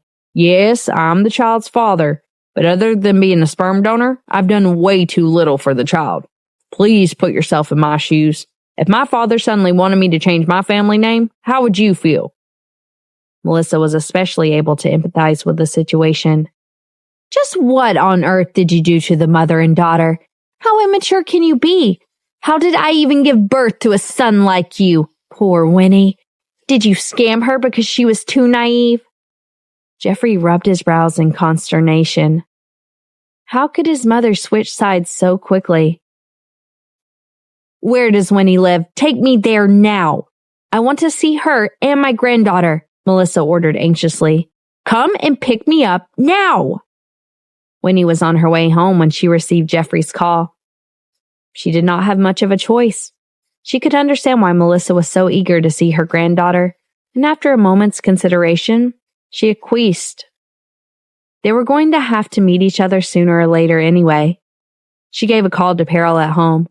Peril was silent for a moment before asking, She won't take Jenny away, will she? Of course not, Winnie reassured her gently. His mother isn't an unreasonable woman. The child should always be with the parents. Peril sighed. Oh, what you're saying makes sense. If she can acknowledge her granddaughter, in the future when Jenny's living with you, you won't have to worry that no one will watch over her while you work. I just can't bear to part from her. Winnie laughed. It's not as if we're giving Jenny away. If you miss her, just visit her any time. We can always go over too. Traveling's so convenient now. Oh, that's true. When Winnie arrived home, she prepared some fruit. Melissa and Jeffrey soon arrived afterward. As the door opened, Peril's heart was thumping in her chest. She was not mentally prepared for this yet, and her husband was not here either. Nevertheless, she stepped forward and greeted. Hello, I'm Winnie's mother. Melissa sized Peril up. Given how elegantly Peril was dressed, she could tell she was from a literati family with one look. I'm Jeffrey's mother. I should have visited you long ago, but every time I asked, he refused to tell me anything. Jeffrey frowned. His mother might not have cared, but he did not want Peril to misunderstand. Mom, don't get the wrong idea. I told you before that both families will meet after Winnie's concert is over in the summer. Melissa was baffled. When did you say that to me? Peril smiled and explained. He said that to me. Melissa fell silent. In other words, was her son's previous statement not directed at her? Was her son shameless to the extent that he was addressing another woman as mom? Was he even still her son? When had he ever spoken so graciously to her? At the side, Winnie blushed as she glanced at Jeffrey, and her heart inexplicably went out to Melissa. Quickly, she said, Auntie, I've been busy touring the country for the first half of the year, but I've wanted very much to visit you too. Melissa instantly felt better. Although her son had switched allegiances, Winnie was still a gentle and thoughtful person. Winnie, I have liked you for a long time, since the first time you came to our house. I'm also your mom from now on, but I felt that my son wasn't good enough for you. Furthermore, both of you behave like sworn enemies every time you were together. Thus, I could only keep my thoughts to myself. Winnie and Peril were both taken aback by the fact that Melissa had referred to herself as Mom. After all, Jeffrey had interacted with her family for quite some time and had only started calling Peril Mom after proposing.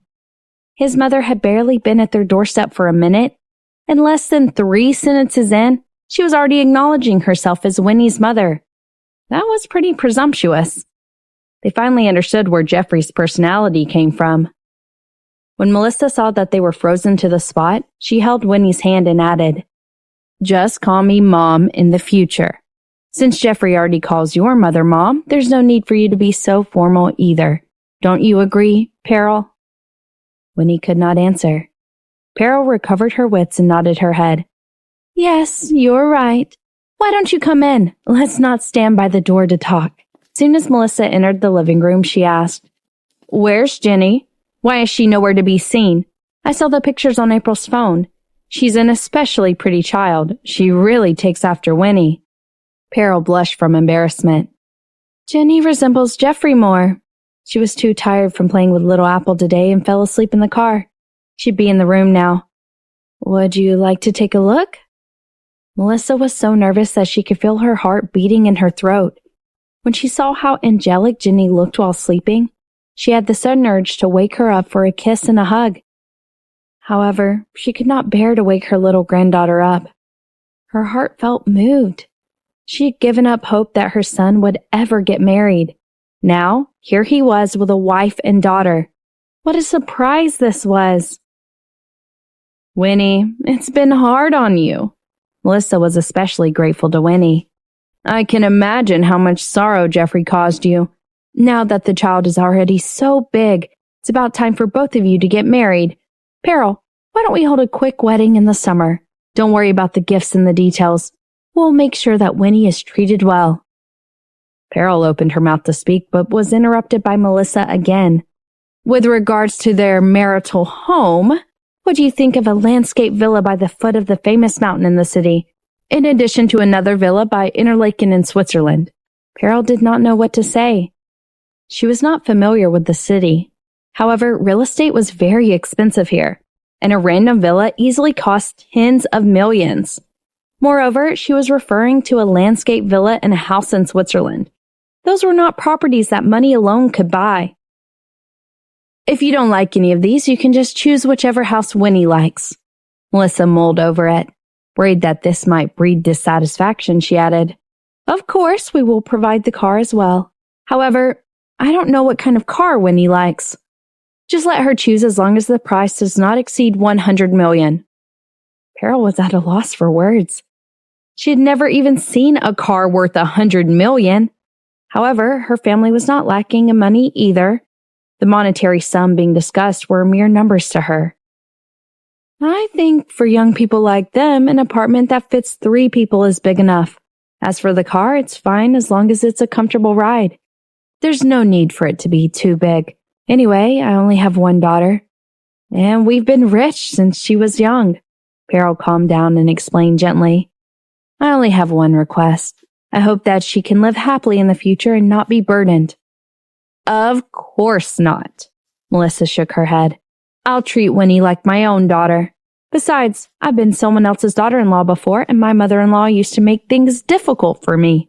I can understand that feeling, so I won't force her to do anything. I won't dictate that she has to give birth to a few children, carry on the family line with a son, or serve her husband and children at home. I did not achieve any of these things myself. I'm not an old-fashioned person. To be honest, I don't really have many expectations of Jeffrey. In the past, I thought that even if he brought a man to me, I would accept it. After all, his personality is so unlikable to girls." "Don't say that. Jeffrey's a good child." Peril was full of praise. "He has good culinary skills, and he is especially sensible, considerate, filial, and capable. In my opinion, my daughter is not worthy of him." Melissa was stunned. Was Peril sure that she was talking about her biological son? Next, the 2 mothers took turns complaining about their children. In the end, the 2 of them silently concluded that their children were really not that great. Perhaps this was the so-called saying that no matter how bad the pot was, there would still be a cover for it. With this realization, they chatted happily. Peril admired Melissa's cheerfulness, while Melissa admired Peril's open-mindedness. Melissa stayed there until 11 p.m. Jenny woke up a few times in that period to go to the toilet. During that time, she hugged her granddaughter affectionately. When it grew late, Jeffrey walked Melissa downstairs with his hands in his pockets. Do my father and sister know about this? I'm not sure yet, but your brother-in-law should be aware. Melissa was amused at the thought of her stupid husband and daughter. Let's not talk about it for now. Let's just give them a surprise and let them pay for their stupidity. Jeffrey glanced at her. Whatever. Don't call Winnie so frequently. She's going to perform soon. Don't distract her. Melissa chuckled. You really stop caring about your mother once you fall in love. When have I ever cared about you? Jeffrey retorted calmly. Melissa was speechless. What a prick. Drive slowly on your way back. Give me a call when you get home, Jeffrey instructed her in a low voice. Melissa felt a little better after hearing this and replied, Arrange for a meeting between the two families as soon as possible so you can get married this year. Winnie is so popular. I'm really worried that she'll change her mind in the future and not want you anymore. She then left, ignoring Jeffrey's ugly expression. Jeffrey returned upstairs. Pearl had just hung up the phone when she said to him, Winnie's father and I just spoke. He's coming over at the beginning of the month. The two families will have dinner together. You two will get engaged in the summer and be married in the winter. Thank you, Mom, replied Jeffrey. After a moment of shock, he picked Winnie up in delight and addressed her as his wife. Feeling embarrassed in front of her mother, Winnie's face turned red as she hammered his shoulder. I haven't married you yet. Are you shameless? Let me down. I refuse to, said Jeffrey, smiling until his eyes were curved like bright crescents. Winnie gazed at him, and her heart involuntarily filled with happiness.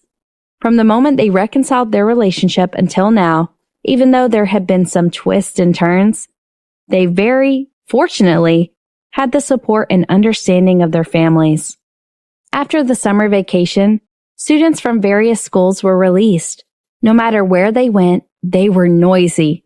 As a famous tourist attraction, Rosewood City was even more crowded. Winnie's concert in the city's arena attracted many young fans. Half an hour before the concert started, the arena was already almost full. April held the ticket in one hand and Winnie's light stick in the other. She walked forward while looking at the seat numbers. Aaron followed quietly behind her to protect her from being pushed over. This time, both of them had come out secretly without telling their son.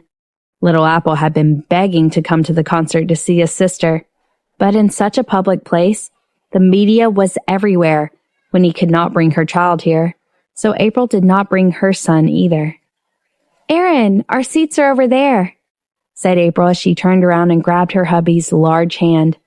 Although we're not at the front, we still have a good view. Winnie gave us a good seat. Yeah, Aaron responded blandly and followed her through the crowd. When they were about to reach the front row, a slender man wearing a mask, a white shirt, and jeans walked over. The three of them bumped into each other. April blinked and said excitedly, Jeffrey! Jeffrey covered her mouth and said, Don't scream. April understood immediately. Even though her brother was just a director, his outstanding appearance attracted a lot of attention from the public. He had even garnered an army of fans. Why are you here? April glanced at the light stick in his hand and said, Oh, you're here to support Winnie as well. You talk as if you don't get along with her, yet here you are for her concert. That's not too shabby. You're a good friend. Jeffrey was speechless. His sister's IQ was really... Which row are you in? April asked. Jeffrey gave her a glance at his ticket, which made April feel perplexed. She said, Yours is in the first row. Winnie would never give you such a good seat. You spent a lot of money, didn't you? I heard that the price of her best concert ticket was inflated and sold for $20,000. You're really generous. Let's go. Aaron felt that he would lose face if he allowed his wife to continue talking, so he dragged her away.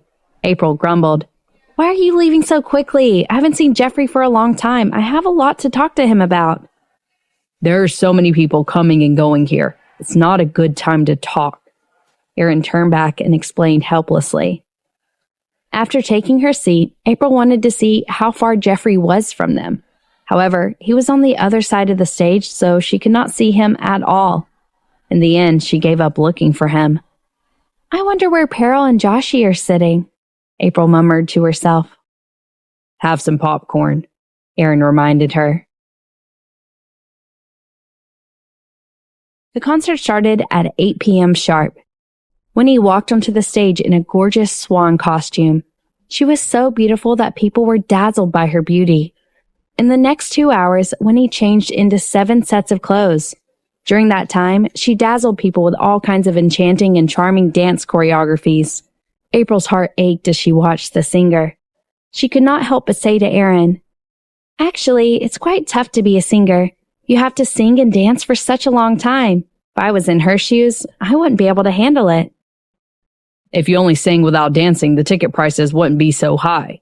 Moreover, people would grow bored of watching a person doing the same thing after a long time. Aaron replied as he sat lazily on his chair.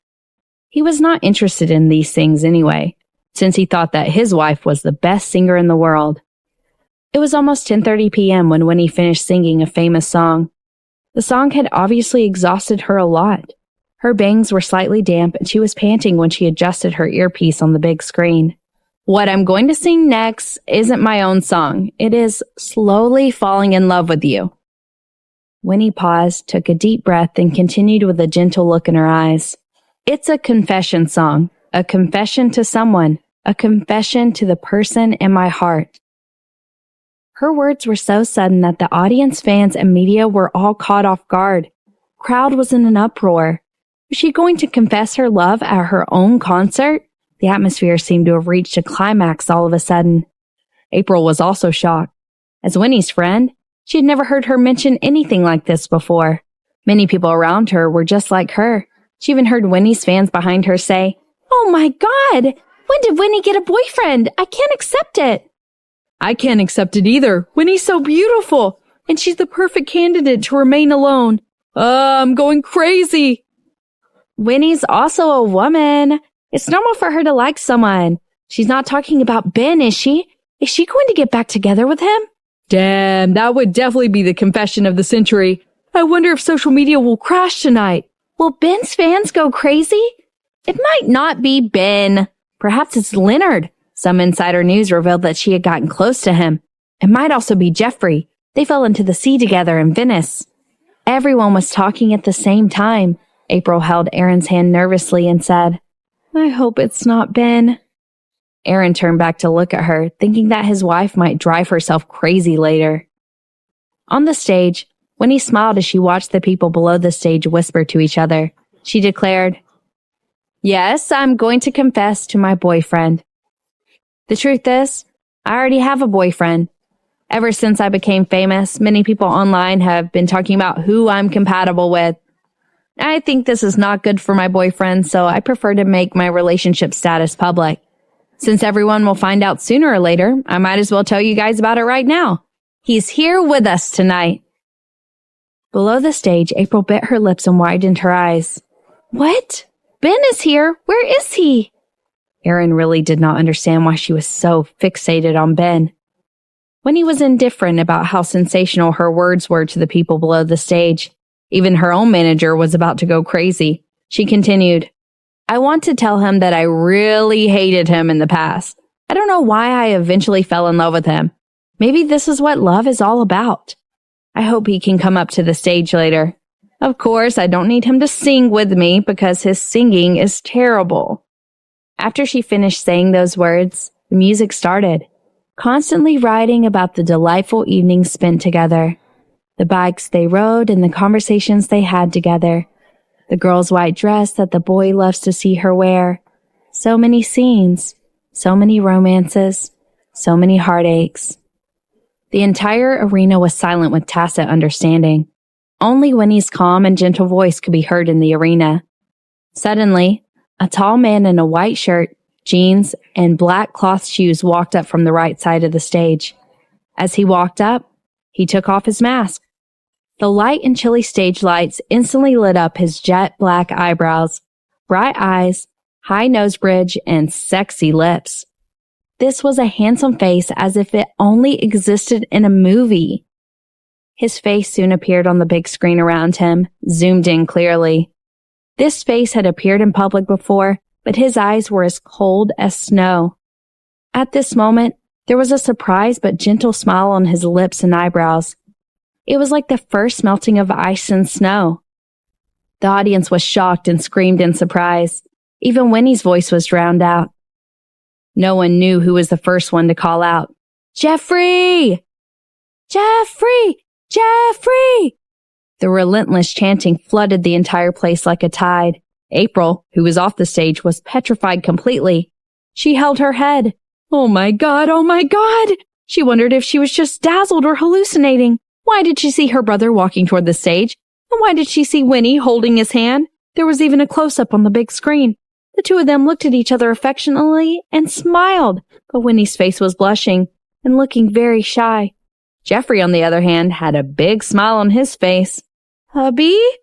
April turned to look at the man beside her in shock. "Is that Jeffrey on stage? Tell me." Aaron looked at his wife, who was still in a daze, and nodded helplessly. "Yes, it's him. You didn't see it wrong." "But how did my brother become Winnie's boyfriend?" April was confused. "Why didn't I know that?" "That's because you've been having baby brain for 3 years. Aaron patted her head, then said sympathetically and understandingly. April really believed that she might have become dumber after being pregnant, but after a while, she suddenly felt that something was wrong. Her hubby was way too calm. "That's not right. You don't seem surprised at all. Did you know that long ago?" Aaron glanced at her helplessly and said, "I think everyone knows except for you and your dad." April was surprised at first, but then she became angry. "How could you do this? You kept it from me. Please, Winnie is my best friend and Jeffrey's my brother. Why didn't you tell me? Why didn't they tell me?" "No one told us. We found out about it ourselves," Aaron said lazily. "We've been hanging out together so many times. Even your mom could tell that they are together. It's just you and your dad who are always dense. We also didn't expose them. Everyone could tell that Winnie was embarrassed. After all, she's your friend." April was stunned. Was it that obvious? She could only tell that the two of them weren't on the same page. Every time they were together, Jeffrey couldn't help but pick on Winnie. Was this the way they flirt? However, after thinking about it carefully, she realized that it all made sense. After all, Jeffrey had never been so rude to anyone but to Winnie. It was especially obvious. Aaron sighed and said, "During the new year, Winnie went back for the New Year celebration. Your brother brought back so many local products from her hometown, but you insisted that they were from somewhere else." April was speechless. She had never been there, so how would she know what kind of local products the village produced? "So my brother went to Winnie's house for the New Year celebration, didn't he? So these two people had lied to me for so long, didn't they?" She didn't dare to think about it anymore as she was left in the dark for God knows how many things. In fact, she had thought about it when she saw them going to Venice together. However, those two were always quarreling with each other in front of her. They would ignore each other. Besides, they were a few years apart in terms of age. She really did not expect that they would actually date. Wait a minute. So Jenny's also? April was even more shocked. Aaron pursed his thin lips and said, "You should have thought about it earlier. Jenny and Jeffrey look so much alike. I hinted at you last time." Oh, please. There was a huge gulf between him and his dumb wife when it came to intelligence. April suddenly remembered that he had joked about it at home last time. So that was the hint. Oh my God, when did they have sex? April was shocked. Judging from Jenny's age, she was not much younger than Little Apple. This meant that they actually had sex shortly after she had just married Aaron. What did I actually miss? April mumbled to herself for a long time. She was not the only one. The audience was almost going crazy. Oh my gosh! How could Winnie be with Jeffrey? Didn't they always have a bad relationship because of Ben? I'm going crazy too. Winnie should be with Ben. What nonsense. Ben should be with Jeffrey. They're the true love. Who can tell me what would Ben do? Is Ben going to be single? In short, the people off stage were having heated arguments while the people on stage were holding hands and singing very romantically. However, Jeffrey just quietly followed Winnie. The two of them were like the perfect couple. Someone suddenly shouted, "Sing together! Sing together!" Following that, the rally became louder and louder, completely overshadowing Winnie's voice. Winnie was embarrassed. She had said earlier that they would not sing together as Jeffrey's singing was terrible. At that moment, a staff member ran up and handed a microphone to Jeffrey. Winnie just happened to sing, The past and the present are the same. You said that you would be like this too. I will slowly like you. She stopped and looked at Jeffrey. Jeffrey picked up the microphone and continued the line calmly. Slowly liking you, liking you, liking you, always liking you. Winnie. She could not believe what her ears were hearing. It was the one thing to sing out of tune completely, but he even sang the lyrics wrong. Who gave him the courage to sing? Everyone laughed. Jeffrey stopped and asked, Did I sing it wrongly? You didn't sing it wrongly! Everyone shouted in unison when he turned around and whispered to him, You better not sing, just stand next to me. After she finished speaking, she tried her best to listen to the rhythm to find the right tune. It was challenging for her to find the right tune. After she finished singing, the crowd quietened down. Suddenly, a fan in the front row shouted, Jeffrey, what about Ben?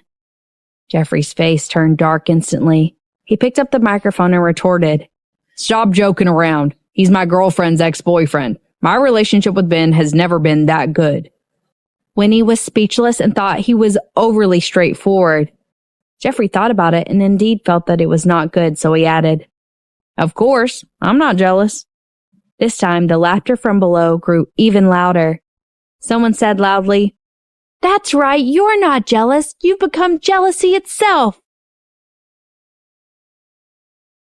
Jeffrey glanced over coldly. Winnie smiled and said, All right, everyone, stop joking around. Actually, I'm not a high-profile person. When I first started dating, I thought that I would only announce my relationship after I got married. Later, I thought that I should give my partner a sufficient sense of security. In the future, if the news media intends to write about who I am dating again, I think they should stop doing it. This is because I have a boyfriend. He's right beside me. Furthermore, we're also planning to get married. Everyone was shocked, and even the media was caught off guard. The tea tonight was piping hot, and they had never seen such a straightforward singer. She'd announced her date just like that. She even mentioned the news of her wedding. I've said what I needed to say. Tonight's still my concert, so let's continue singing the last song. Winnie said as she held Jeffrey's hand and walked to the edge of the stage. Jeffrey walked down gracefully and continued to put on his mask. It was as if what had happened just now was a trivial incident. In fact, he was already having butterflies in his stomach. He had no idea that Winnie would ask him to come up. He thought that this was just an ordinary concert. When she suddenly confessed to him and asked him to come up, he was dumbfounded. Fortunately, he was a person who often went on stage and had witnessed all kinds of big scenes. He was mentally strong and quickly calmed down from surprise. However, he had to admit that he really liked this surprise, especially Winnie's last words, which touched him very much. If not for so many people being there, he really wanted to hug her and give her a fierce kiss. It turned out that she also knew that he did not feel secure. She knew that he minded her scandals with other people and about being together with her in secret as if they had been doing something wrong. His Winnie was really good at giving people surprises. From falling in love to getting married, she was trying to give him the identity of a fiancé. In the past, he hated being high profile, but now he suddenly liked it. Ben was nothing compared to him now. From now on, he decided to give Winnie an absolute sense of trust. He could not act as he used to anymore. During this ordinary concert, Jeffrey made up his mind to treat Winnie well for the rest of his life. After the concert ended, Winnie bid farewell to the audience and faded the backstage gradually. Before her gorgeous clothes were taken off, her manager, Tara, had already stormed over like a tornado. Winnie, are you crazy? You suddenly announced that you have a boyfriend at your own concert and didn't tell me beforehand? And that too, Jeffrey? I'm sorry, Tara. Winnie apologized in a low voice. If I had told you, you wouldn't have let me. You know? Tara hugged her head. I'm not stopping you from dating completely, but you're still too young. You've only just become popular. It's fine if you date him in a low-key manner. Even if you want to make it public, you have to discuss it with the team first. If the fans don't support you, it will affect your current popularity. And you, Bob, why didn't you tell me? Tara, I didn't know that she was going to announce it to the public. Bob was depressed. At least you knew that she has a child. I only found out about it recently. Speaking of children, Tara felt a headache coming on. It's even more. The child is Jeffrey's, Winnie said in a low voice. I haven't told you about it. Tara's jaw dropped. She had never thought that the child would be Jeffrey's, who was a few years younger than Winnie. Bob was terrified that Tara would get angry, so he quickly said, Tara, Mr. Jeffrey is actually quite powerful. He has a film company and a super rich family background. His brother-in-law is Aaron, and he is someone that even our boss is afraid of. Tara glared at her. She did not need her to tell her such obvious matters. In fact, she was satisfied with the identity of the man that Winnie had found. Fortunately, he was not any Tom or Harry. But the announcement was just too sudden. Winnie, do you know who is the best match for Jeffrey in the entertainment business? Tara suddenly sighed. Winnie was at a loss. Ben. She could not understand why her current boyfriend was the best match for her ex-boyfriend. What did that mean to her as a girlfriend? If you guys continue like this, you'll be spammed to death by their fans, Tara said. Who dares to spout nonsense about my woman? Suddenly, a low and cold voice came from not far behind them. The three of them followed the voice and looked over. Jeffrey walked over with a cold but dazzling face. He thought that Winnie was being bullied, so he glanced at Tara with a murderous look. Are you insulting my woman? Tara was actually older than him, but getting a cold glance from him had given her a sudden tremble. How is that possible? I'm talking about Ben and Winnie's fans. Winnie sweated. Tara was really quick to react, but she did make the right call. If she was to say that there were fans for him and Ben, he would definitely go crazy on the spot. Jeffrey snorted coldly and pulled Winnie into his arms. He hugged her tightly. Ben's fans are nothing. They have no taste. From today onwards, this kind of fan should be dismissed like crumbling soil. Oh, right, you're Winnie's manager, right? I've wanted to meet you for a long time. I'm already together with Winnie. You can't say anything about Winnie just because of our relationship. Of course, you can be assured that I won't affect Winnie's resources. Moreover, I'll fight for the best for her. In the future, if you want to fight for anything for her, just tell me directly. I'll go in and inform whoever's involved. Tara's eyes lit up with his last line of words. Although his earlier words had made her slightly sulky, she would not care about anything else, all for his promise. Mr. Jeffrey, you are a good match for Winnie, Tara said immediately.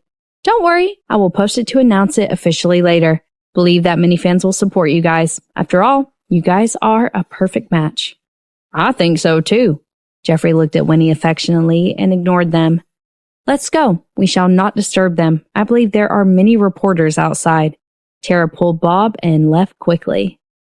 Jeffrey held Winnie's hand and entered the lounge. As soon as they entered, he pressed her against the door. He lowered his head and stared at her with a burning gaze. Why'd you do this? You suddenly made it public and caught me off guard. Winnie stared at him for a while. Seeing that he was not unhappy, she lowered her head and played with the buttons on his chest. That's how you surprise a person. It's really surprising, yet pleasant. Jeffrey pinched the tip of her nose, unable to hide his joy. I'll never forget this in my life. However, you should also teach me the song I sang today at home. What was it again? I'll slowly like you. I could have sung it with you, but because you didn't teach me, I had sung it out of tune, you little rascal. Winnie's nose was sore from being pinched by him. She tried her best to pry his fingers open. You talk as if you wouldn't be out of tune if I had taught you. Also, since you don't know how to sing, don't sing. You even made up the lyrics yourself. Do you want to make others die out of laughing at you? Jeffrey frowned disapprovingly. For someone like me, what other people want to hear is not my song, but my voice. Just like Ben, you call him a singer? He just has a pretty face and was promoted as a heavenly king forcefully because of it. Winnie was speechless.